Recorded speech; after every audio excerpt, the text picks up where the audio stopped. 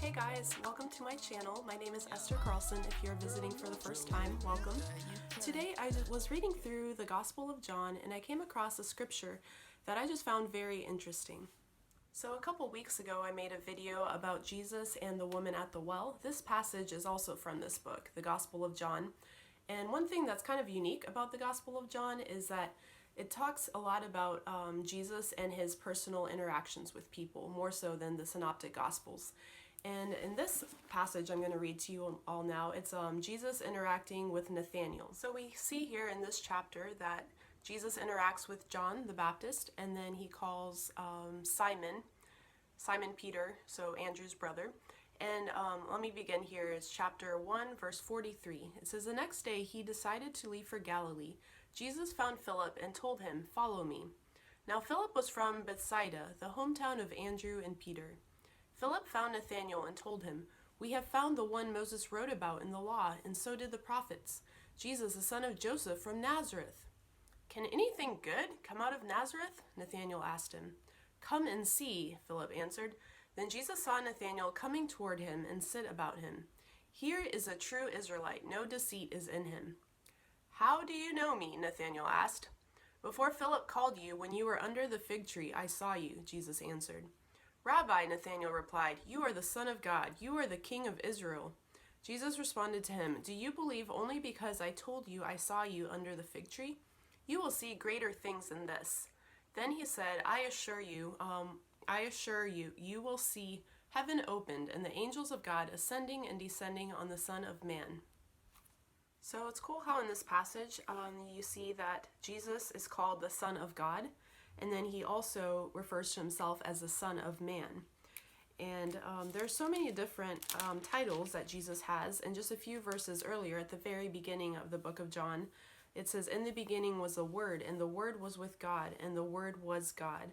That's verse 1. And if you skip down to verse 14, it says, "The Word became flesh and took up residence among us.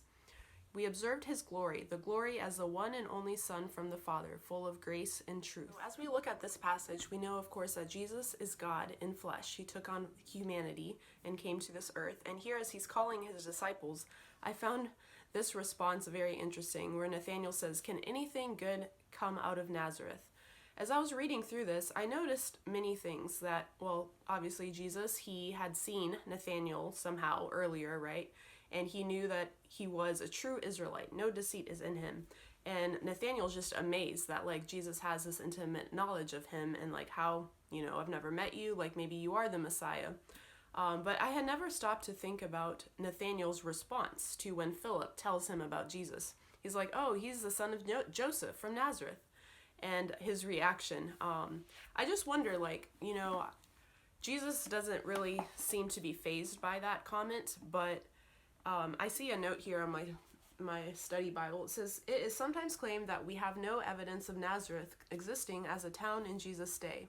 Yet artifacts show evidence of a settlement even before Roman times as well as during the early Roman period, while a first century inscription contains the name of Nazareth in Hebrew. But Nazareth was a small, out-of-the-way place that no one later wanting to honor Jesus would likely have made up. It is mentioned because that is where he really lived." So I sometimes wonder, how did Jesus feel like when people would be like, "So where are you from? You're from Nazareth?" And perhaps it didn't bother him. I really don't know.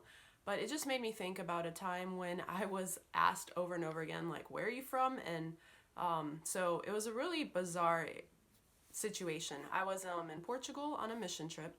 So we were downtown shopping, and I was the only, like, Brazilian in the group, and so I guess a store owner could tell I could speak Portuguese, and of course I had a Brazilian accent, and I was hanging out with these English-speaking Americans, and maybe, I guess for some reason, he didn't really realize we were together, and he assumed I was a pickpocketer, and it was like a super crazy experience, but I really didn't know if I should laugh or cry, but it was just like something that really made me stop and think, like, because I know so many other people have also had experiences like this or worse, where, like, because of maybe their ethnicity or the way they look, whatever, they are accused of something. And it's just interesting to me to think that you know, Jesus, like, he was fully God, but he's also fully human, and he lived in this broken and sinful world, and he experienced a lot of what we experience as well. So yeah, those are just some of my thoughts from that scripture. So I'm kind of curious to hear what you all think about Jesus' response. It says here, "Then Jesus saw Nathanael coming toward him and said about him, 'Here is a true Israelite, no deceit is in him.'" So I wonder if by true Israelite, does he mean like maybe a true believer, like he was acknowledging his faith? And then when Nathanael responds, "Rabbi, you are the Son of God, you are the King of Israel," then Jesus responds to him, "Do you believe only because I told you I saw you under the fig tree?" And then says that he will see even greater things. So yeah, I just thought that was very fascinating. When I was visiting my friend Sherry a few months ago, actually it's probably been about a year, I went to visit her in Boone, a town nearby in the mountains. And it's a college town, and we went to this art museum downtown Boone.